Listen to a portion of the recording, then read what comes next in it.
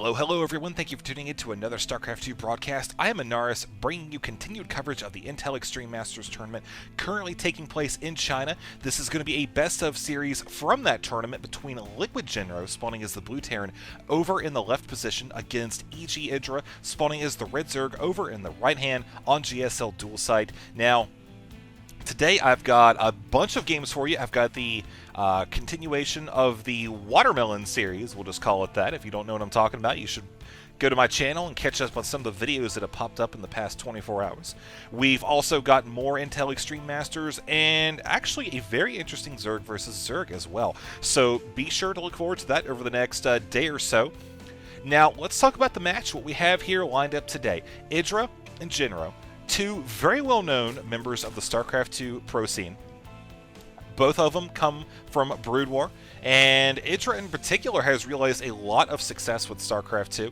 You know, both of these players have actually played in the GSL, and Jinro, likewise, he is actually, he has a very unique playstyle. I like watching his games in particular, because he goes for those macro-oriented style builds, pretty much just building up, playing very safe, very conservatively, and then coming out full power, great multitasker, you know, simultaneous drops while, you know, dealing with defense, offense, whatever it is, midfield, and just generally playing very smart. Same thing with IDrA. We all know that he likes to play very macro heavy as well. And again, we're opening up with a build that represents his style of play. 16 hatch. I'm sure we're going to see him go ahead, get that, defend it, get some Zerglings, Banelings, Mutalisks. He has a very, very established style against Terran players. Likewise, I'm really going to be looking to see if Jinro, we see he does have a 1-Rax gas opener. I'm going to be looking to see if he decides to go the traditional Hellion harass into expand, or if he decides to go with something else. I mean, he could just go ahead and go for some early pressure, although, again, I don't really think that's his thing. Also, the drone over here for IDrA, you see, it is locked in. That's fine. He really wants to know what's going to come from this gas. He kind of probably has an idea, okay, most likely factory. We're going to be watching that gas now as it does approach 100, the minerals as well. But you see how Jinro kept that SCV in here with the depot down long enough to kill that drone, and now that factory is indeed going to be heading down, and we'll look and see what's going to happen with that next 50 or 25 gas there as well. So, up here at IDra's base, spawning pool, extractor, pretty much just what we thought we were going to be seeing. It's typical IDrA play, macroing up very hard, going to be ready around the 9 or 10 minute mark to pretty much just start playing more aggressive in the midfield, and then once he's got that, once he's got a few bases under his belt, he is just going to be unstoppable. So we'll see what happens if Jinro is basically able to contain IDrA. I'm sure, again, Hellions, which we already have Jinro going ahead and opening up with that reactor. I'm sure we're going to see him try to harass this natural, but keep in mind, we've already got a spine crawler going down. And obviously, with the creep extended right up to the ramp there and right here, not that much of a travel distance for Queens, you know, just very briefly run slow there. But Jinro actually coming in with a few Marines, hoping to basically pick off any stray units, any Queens. If he could score a Queen kill this early, that would be a fairly substantial event. I don't think that's going to happen, though, with the Spine Crawler just about complete. IDrA knows that, so he is going to be falling back, and now we do, of course, have that one Zergling over here starting to take out this reactor. Oh, man, this poor Zergling has his work cut out for him. Poor guy is just going to get annihilated by those Hellions. But now that Scout has effectively just confirmed IDra's theory, opening up with Hellions, going to have some light harassment here. I feel like these Hellions, I don't know if they're going to be committing to an attack early on over here, because there's only 2 of them. It would be very simple for IDrA to get his Queens, you know, sandwich them, at least do some damage. Thing is, Queens actually have a pretty decent range on their quote-unquote melee attack. You see, it's actually a range of 3. So they can kind of reach their tentacles out there and smack those Hellions very hard. And there's not really a whole lot that Jinro could do about it. So here we go with IDrA, basically sacrificing an Overlord, get as much information as possible. All the while, we see 2 Hellions, again, just doing some light scouting. I call it light scouting as opposed to, say, aggressive or heavy scouting, which would be sending them up here or trying to run in here. But no, he's just checking the third, bouncing around the defenses, not really looking to engage directly with IDrA's forces. So far, the income right now, 32 to 27, as both of these players are macroing their hearts away. We're going to expect to see the Zerg player here again just stay ahead with the drones. He's got 6 on the way. Here we go with the moment where he's going to start working on expanding his gas income a lot. He's got that lair just about completed as well. So with an evolution chamber and a baneling nest, we're pretty much just going to see some upgrades. He'll have the ability to get a spore crawler if he needs detection or anti-air against possible banshee harass. But I don't know if we're going to see that right now. Looking at Jinro's build, he's going ahead with more barracks. He's actually going to be opening up again with some more Hellions possibly. Ooh, man, those are always fun to watch. So we actually have 5 midfield. And we also have a medevac heading out by itself, chasing what I assume to be these Hellions over here.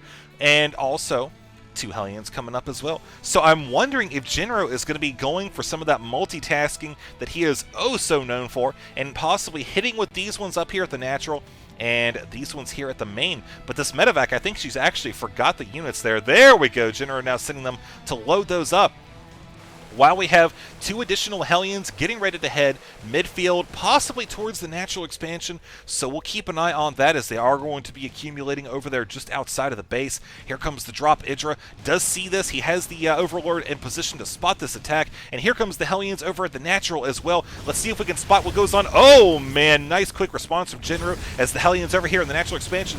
Roasty toasty, some drones. I think he's going to get 1 kill, 2 kills. Let's see, we got, mouse won't click, 5 kills and 0.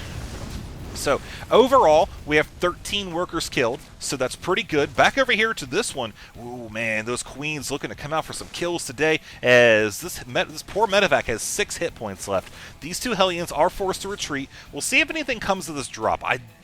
Man, I really don't think so. Notice also Jinro. This is a very interesting choice. He brought out a Viking. Not something you see a lot in TvZ. The reason he got that out is because he wanted to go Overlord hunting, hoping for that critical timing before his opponent has that Muta presence on the field. Now we see, obviously, with the queens running around, he's able to do enough damage, IDrA that is, to keep that Viking from dealing any significant hits. Oh man, there we go. Once again, IDrA able to defend his natural. Look at this. Oh, look at the supply count now. 82 over 76. And let's take a look at the workers killed total. 18 to 1 right now. So as far as the actual workers now in the field, look at that. IDrA still had a ton of workers there, and we see now he has progressed over into that period where you're just going to see Mutalisks start to flood out. We're going to see some Zerglings as he takes a 3rd base. 1 Hellion for Jinro coming up, just scouting. I mean, that's really all he was doing. The fact that he was attacking that hatchery, if he maybe didn't attack it, he probably could have saved it there. Wouldn't have maybe drawn IDrA's mutas all the way across the map.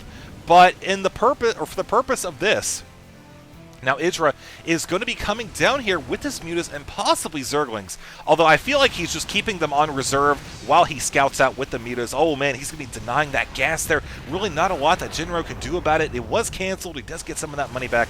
But oh man, that poor Viking. Viking, like I said, it's not something you really see a lot of in TvZ because those mutas can just rip Vikings to shreds. Yes, they have that 9 range on the attack, but oh man, you just see those things go down so quick. Boom, there you go. And now Jinro is left with just a few Marines and a bunch of SCVs? Honestly, I don't know what's going on with these. Are they a wall? No. Alright, well, I'm guessing, and this is just me hypothesizing, that those SCVs were originally intended to create a barrier between the main base and over here in case IDrA decided to send in some Zerglings. But they were on the stop command. They weren't on the hold command. So, I don't know. We'll just have to see how it goes. Now, we do have Jinro moving out actually midfield, looking to engage the mutas. And actually, now that I think about it, going back to that topic for just a second, I wonder if them not being on hold would have caused the Zergling AI to just run around them and not actually engage. I have to test that out after this match. I feel a little noobish for not knowing that. But hey, I don't play Terran, and I haven't run into that situation where I need to do that before. So IDrA, back to the game. We do have him running around with his nice, big, hardy ball of Mutalisks, who are going to be running down possibly over here. You see Jinro has a lot of anti-air with some SCVs, unfortunately just running circles around those turrets. IDrA now coming in as well. Again, you see how he's got this Mutaball, he's got the Zerglings, he is feeling comfortable, kind of stretching his legs out in the middle of the map, starting to extend that creep. He does have about a third of the map covered with it, so giving him some great vision there. One thing I want to point out is that Jinro does have a drop getting ready to head up here. All the while is looking to continue putting pressure on the third base, possibly the natural, but at least engaging the army over there. So here we go now with the Marine drop. Very quick response by IDrA, bringing the drones out. You see that it was actually just a diversion for the Hellions to come in here. So now the Mutas have been split up from that, and IDrA is going to be able to deal with this without too many problems. Oh, we're going to have a quick pickup here. No, we're not. We're going to see those Marines actually go down, but another push coming at the third base. Again, Jinro hoping to catch his opponent off guard, splitting up his forces in such a way that IDrA would not be able to basically defend both bases at one time. This is what I was talking about. This is what Jinro does. He is very good at stuff like this. Unfortunately for him, IDrA is just playing exceptionally well right now. He's got great unit splits. And overall, we just take a look at the upgrades, actually. While we're in a bit of a downtime, we see Weapons 1 is done for the Terran player. And for the ground, we have Melee 1 for the Zerg. Also, IDrA does not have any upgrades on the way right now in terms of air, but he does have that centrifugal hooks, which is the Banelink speed upgraded. Oh, no. I wonder if these mutas are actually going to take out this command center. A bunch of SCV. Oh, no, just two of them. I thought they were stacked up. But if this command center goes down, it's actually going to be a pretty substantial loss for Jinro. He was able to protect it. But now you see that Jinro is really in need of that third base. He has got to catch up here to IDrA because he's taking a fourth at the high yield. And if he gets this high yield, it's pretty much just going to be game over. I mean, we're already in a really peculiar spot here for Jinro. The fact that he has been going through with these aggressive pushes, but he just has not been able to maintain any significant quantity of kills for workers. We just look at that now, and we see 24-9. Okay, so yes, last time we looked, it was 18-1. So he's gained another, 6 or so. IDrA has gained a way better ratio, and overall, we do have this expansion finally up. But I think Jinro is just going to be not in a winning position right now. Again, IDrA, he definitely has map control. He's got all of these mutas. He's denying expansions. He's going to be coming into the main now, where we see, yes, there's a decent bit of turrets. There's also some Marines here, but I wonder if it's going to be enough. He has to watch that Raven does not have enough for a PDD. It's 3 Ravens on the way, actually. Ooh, that could be very interesting. Jinro, like I said, you see there's no Medivacs up here, and now those Marines were not in a good clumped up position. Now, a lot of them just got picked off because they were on the ledge like that. IDrA doing a great job taking advantage of that opportunity there, and now this mineral line is extremely vulnerable, and we actually have Jinro forced to run back now. He does not have any other way to defend his main against these mutas. He's going to be losing his Ravens. Oh no, that is a massive loss right there.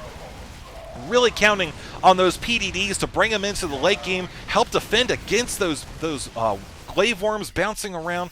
Not able to keep those, though, so that is just a massive loss. Jinro right now, we can actually see 191 to 126. Look at the income. You see that the Zerg player is definitely in a far superior position, and we do have the Zerg player actually running over here. Again, Zerg saw the opportunity to score a free kill with the dropship right there. Able to come in, mop up shop, and could be going in for the kill now, man. Let me just tell you, he has got a lot of map coverage here. He's got a full half the map now. Looking to possibly take another expansion down there. If you look at my mouse on the mini-map, I don't want to move away from the action. But overall, Jinro, he's doing everything he can. He's got good Raven coverage. He's got several medevacs here, which are full on energy. But look at the workers killed now, 28 to 36. So that is just a colossal jump for IDrA, denying the income like that, 76 to 40. And also, we look at the APM, just for those of you that care, 138 to 143. So neck and neck at this point in time. So IDrA taking a 5th base, going ahead very close to the Terran's main, and oh man, it's really up to Jinro here to do some damage in the next couple minutes, or else I think this is just going to be a guaranteed loss. It's just Oh, man. Well, there you go, folks. I mean, I was waiting to see. I wasn't sure if IDrA was actually going to go in and commit that much to an attack. But you saw how he knew that he is in a superior position. So what IDra's line of thinking was, okay, I know I'm in a good spot. All I really have to do is just keep you contained. And if it takes me sacrificing some banelings to take out your only major source of income for the foreseeable future, so be it. So look at the, oh wow.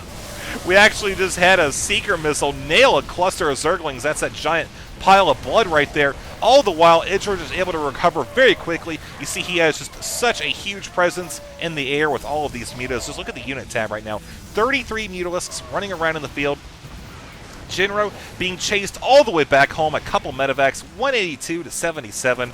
Look at the production tab. We see 2 more hatcheries on the way. I feel like we're going to see a GG here at some point from Jinro, as he has fallen back to his natural, which is fairly defensible. But again, the mutas don't care about the supply depots. Honey Badger don't give a. So, anyways, that's going to be GG from Jinro. Concluding game number 1, we're going to go on to game number 2 here Monday, and could we be wrapping it up? Or is Jinro going to come back with an epic win and take it to game number 3? You'll just have to stay tuned and find out.